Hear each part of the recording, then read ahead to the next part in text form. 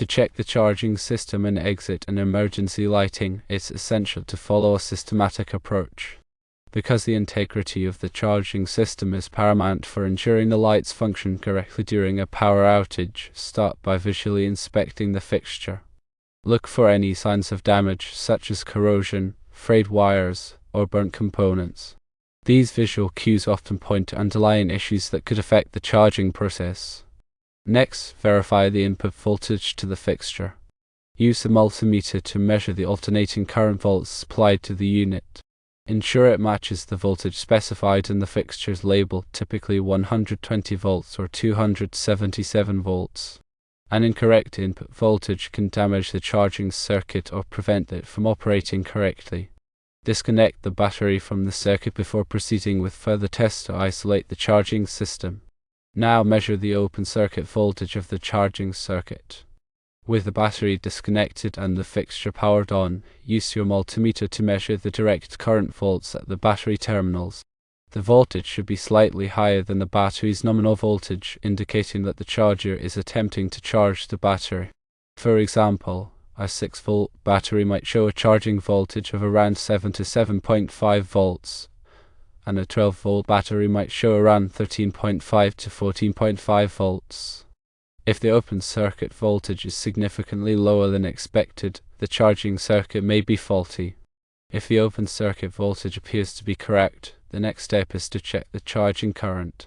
Reconnect the battery and use a multimeter capable of measuring direct current amps. Connect the meter in series with the battery to measure the charging current. The charging current should be within the range specified by the fixture's manufacturer or the battery's datasheet. This information is usually available on a label inside the fixture or on the battery itself. A typical charging current for a small exit light battery might be between 50 mA and 200 mA, but this varies depending on the battery's capacity and the charger design. If the charging current is too low, the battery will not fully charge. If it is too high, the battery may overheat and be damaged. If the charging current is outside the expected range, investigate the charging circuit components. Check the rectifier diodes, which convert alternating current to direct current. Use your multimeter in diode test mode to check each diode. A faulty diode can prevent the charging circuit from functioning correctly. Also, examine any resistors in the charging circuit. Resistors limit the current flow and protect the battery from overcharging. Use your multimeter to measure the resistance of each resistor.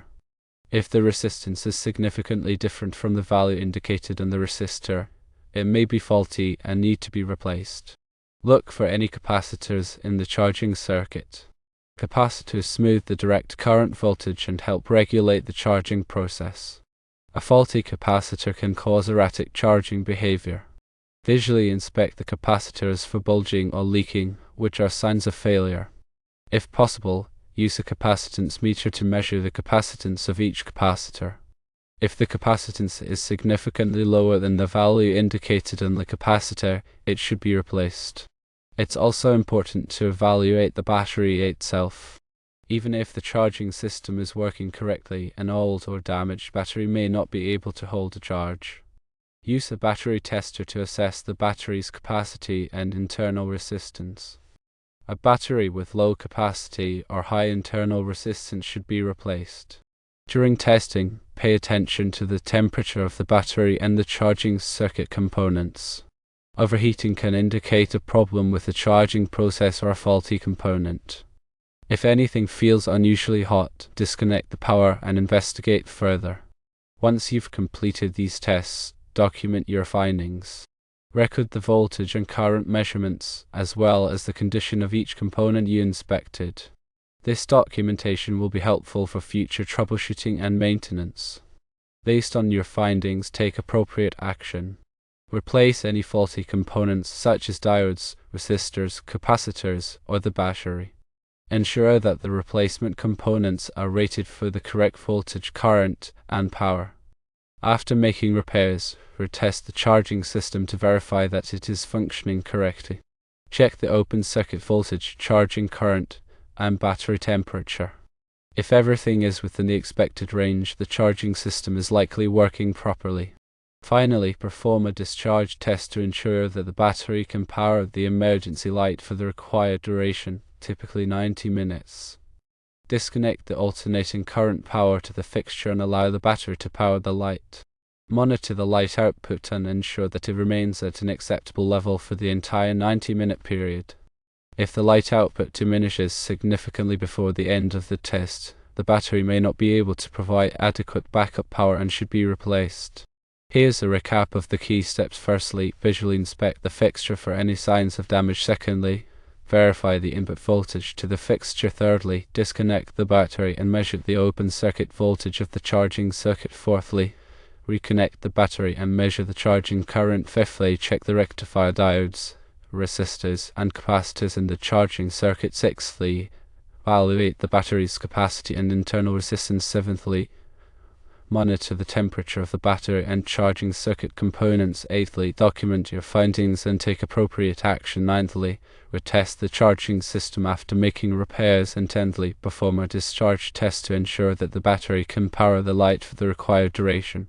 Remember to always follow safe electrical practices when working with exit and emergency lighting. Disconnect the power before making any repairs or adjustments, and use appropriate personal protective equipment such as safety glasses and gloves. If you are not comfortable working with electricity, consult a qualified electrician. Understanding the charging system in exit and emergency lighting is essential for ensuring the safety and reliability of these critical devices. By following these steps, you can effectively troubleshoot and maintain these systems, helping to keep buildings safe during power outages.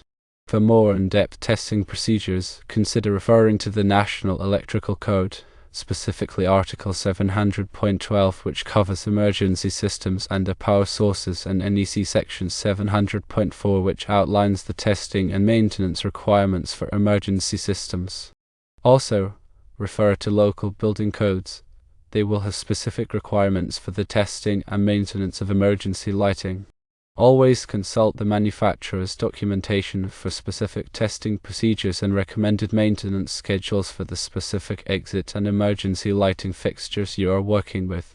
These documents often provide valuable information about the charging system and battery requirements. Regular maintenance, including periodic testing of the charging system and battery, is crucial for ensuring that exit and emergency lights will function properly when needed. This proactive approach can help prevent unexpected failures and ensure the safety of building occupants.